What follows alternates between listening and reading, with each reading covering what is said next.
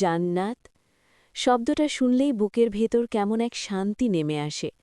মনে হয় সব ক্লান্তি, সব দুঃখ, সব কষ্ট বুঝি এই শব্দটার ভেতরেই হারিয়ে যায়।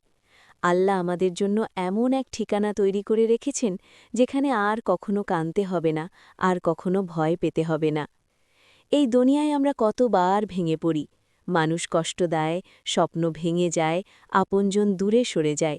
কত রাত আমরা নীরবে চোখের জল ফেলি, কেউ দেখে না, কেউ বোঝে না। কিন্তু জান্নাতে এসব কিচ্ছু থাকবে না। সেখানে থাকবে শুধু প্রশান্তি, শুধু ভালোবাসা, শুধু আল্লাহর রহমত। ভাবুন তো, একটা ভোর যেখানে কোনো অশান্তি নেই, চারদিকে সবুজ বাগান, নিচ দিয়ে বয়ে যাচ্ছে স্বচ্ছ নদী, পাখির কণ্ঠে মধুর সুর, বাতাসে জান্নাতি ফুলের ঘ্রাণ। আমরা হাঁটছি আর মনে কোনো ভয় নেই, কারণ এটা চিরদিনের ঘর। সেখানে আমরা আবার পাব তাদের, যাদের হারিয়ে কেঁদেছি। মা হয়তো জড়িয়ে ধরবেন সন্তানকে, বন্ধু খুঁজে পাবে বন্ধুকে।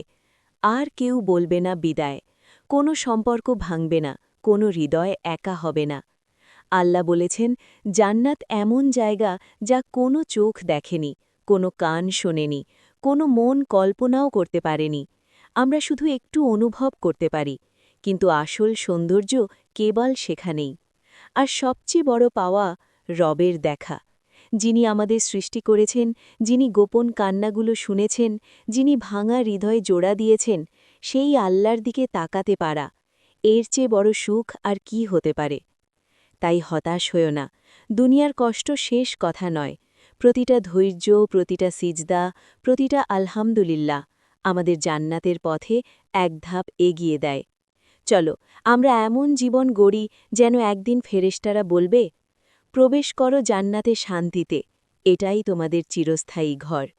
হে আল্লাহ, তুমি আমাদের ক্লান্ত হৃদয়গুলোকে জান্নাতের সুসংবাদ দাও।